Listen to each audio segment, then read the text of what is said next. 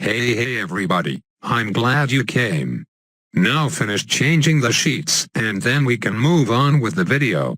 So today it's going to be another batch of quote-unquote try-hard games, and the first games played on this account in quite a while. This week so far has been pretty weird in terms of what arenas have been out because neither of the BFB Coliseum arenas have been classic mode, both had some random club gimmick attached to them, so that meant going to the next best arena to fetch some footage of 4.6, which was MOAB Pit. And no, don't mention buses cause obviously this video was recorded well before Tuesday.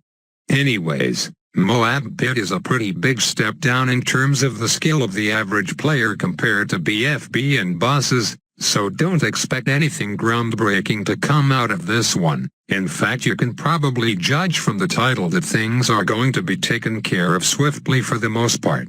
This first game in particular, I'm experimenting with the Dart Farm Super Monkey strategy that's been seeing some more play lately, aided by the tiny Super Monkey buffs and the nerfs to other towers.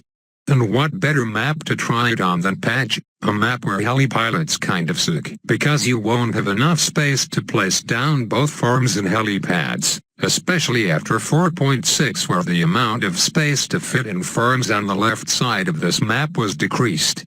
Interestingly enough, I still ended up getting heli as my fourth tower, although I don't plan to use it, or rather not plan for it to be the focal point of my defense.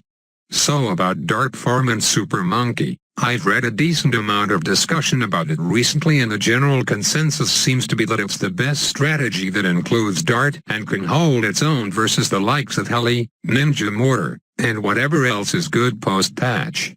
With that said, I would like to ask once more why people are still asking for Dart buffs, cause I see quite a few people got mad triggered about what I said a few videos back, which FYI was an obvious exaggeration. If you really think Ninja Kiwi would blindly follow the suggestions of one person, I think you'll have to clear up your deluded views. The only part one have been updates is passing on changes in a file with some explanations, and that's simply it. The final decision on what goes through is on them. Whether or not my Dart suggestions actually made an impact in 4.6 is up in the air because nobody knows what they were thinking prior to seeing said suggestion. Now that that's been cleared, let's kill off Alfonso with a secondary rush. I was debating at first whether I should end it right there and then or drag out the game, hence why there was such a delay in sending the rush after his boost ran out. But at the end I decided I would rather not waste any more time playing this match. So yeah, you can't really say much about how OP Dart Farm Super is judging from that one game, lol, but again, people with more experience with the strategy are saying it's a pretty solid loadout on maps where helipilot isn't as good, and mind you, these are the same people wanting buffs to said loadout. It's one or the other, for crying out loud. Only if you truly believe Dart Monkey is in a terrible spot is where asking for buffs would make any sense. And if you do believe that, I'd like to see a rational explanation of why exactly it's shit, cause based on its usage rate in arenas and community-run tournaments it doesn't seem to be the case. Many ranting over. If the request for an explanation ain't enough to settle down the outrage, then I don't know what is. On to game number 2, where I can neither use heli nor Dart. Well, I could, but it just wouldn't be very optimal. Since I have no clue what the current meta for ice flow is, I went half YOLO and brought along Boat, Sub and Boomerang. Pretty sure Boat and Sub are two towers almost everyone brings, although I have a feeling Boomerang isn't the final piece of Exodia in that loadout. Oh well, we'll see if it's of any use come the mid-game. What's nice, I suppose, is we got farm as our fourth, so that means we can be a little more flexible with our income gain. I tried very hard to fit a second farm in the giant ice block, but to no avail. I doubt it was possible in the first place. Correct me if I'm wrong. Now that both me and my opponent have got our nuclear subs up and ready for the mid-game, it's a good time to point out just how massive the steampunk skin makes the tower look. Like, damn. That submarine comparison is basically like the size of my dung before and after looking at Ron Jeremy. Anyways, Brief downtime, so let me just answer user-sent questions real quick, actually just one question, so here we go.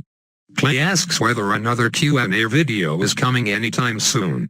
I doubt it. The last official one I did was just shy of a year ago and the questions I got were pretty lame. More recently I've been doing informal Q&As where I've just been answering questions sparsely wherever I can find space for it in a commentary. And I think that's what I plan on doing going forward. Gonna pause this answer for a moment because we're about to pull off a sneaky-ass rush onto Galaxy Star. The Como ceramic layered with pinks on water maps will get people so many times, I tell you. Hell, he could have done the same thing to me if he wanted and it would have been close, but I wasn't too worried of him doing that. Here's the next game against a guy called Heli Farm Meta, yet ironically doesn't bring the heli tower. But I'll let this sit in the background as I elaborate on my answer about Q&As from earlier. Even doing an informal Q&A, it takes a while to gather up questions to answer cause it feels like most of them are plain repeats or are simply just boring questions. I know that explanation is a little vague, but you'll see what I mean when people start asking questions in the comments. I mean, I do still get good questions from time to time, but to increase the quality of questions I get, I'm going to teach you guys a bit of a lesson on how to ask questions. None of that "what is your favorite tower" garbage. I'm talking about shit you would see from an Ask Reddit thread. Let me lead with an example by answering some thread questions. Blind gay people of Reddit, how did you find out you were gay? When I saw her for the very first time, I knew she was the one. How about another one? What YouTube channel is great to binge to? BTD ISAB, obviously, who can possibly resist? Even I binge watch that shit myself. Doctors of Reddit, what is your best? Is anyone here a doctor's story? Well, one day I was on my way home from work when I suddenly passed by a gruesome car accident. I stopped and one of the witnesses was screaming for help and asking if anyone here was a doctor, to which I promptly replied no. Okay, sorry, I'll give a serious example now. This one's pretty simple. What is your favorite app? Hard to pin one as a favorite, so I'll just list multiple. The Google Docs app is pretty great because I use it to write scripts for my videos, which is very convenient when I'm not home cause I can still get some progress done through my phone and it'll sync up with the version I have once I get back on my PC. Spotify is also pretty nice cause I can listen to pretty much anything, whenever I want and wherever I want. Discord app too, just for convenience's sake. As you can see, basically everything I listed is about that convenience. Anyways, I hope that gives you some inspiration to ask some deeper questions that I haven't touched on before. All the Bloons questions have been worn out too much at this point for me to bother answering them. Back to these games, and what do you know? We run into Heli Farm Meta a second time in a row. Hopefully he won't goof up like last time. It's really crazy how powerful round 11 layered rushes are and how people are always so unprepared against it. Pressure enough and you'll guarantee at least a boost which you can then exploit on round 13. Doesn't work all the time against higher level players, but it never hurts to try. Plus you can gain some extra balloon income in the process. Just don't go too overboard on reg rows. So more about the heli pilot strategy. The more I use it, the more I really enjoy it, to be honest. It's a nice breath of fresh air and isn't too OP to the point where it can defend anything. There's still instances where it can be vulnerable and maps where there just isn't enough space to make it work. Plus it tests your mouse positioning ability pretty well, so dare I say the phrase heli requires skill. Actually, who am I kidding? Dart Monkey is the only tower that requires skill according to the greatest players. I promised not to go there again, so let's forget what I just said. So for round 8 you have two choices when using heli if you are not pairing it with ice. Either you get up to quad darts or upgrade one of them to razor rotors. Razor rotors is overall cheaper and does better against mass yellows, so I try to get that up every time. But sometimes your opponent pressures you to build extra before round 8, so that's the few cases where I would build another heli pilot. Either way, I think the Razor Rotors is worth saving up for every time, cause it can also deal with round 10 leads as well.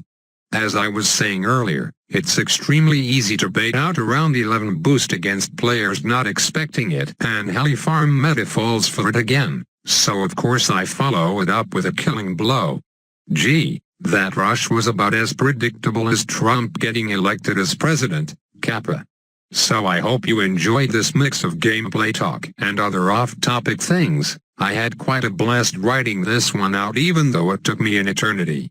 Let's aim for 1K likes, shall we? That would make my day. 1K and I'll put out another MLG intro. I got a couple ideas currently in the works. Have a rush day.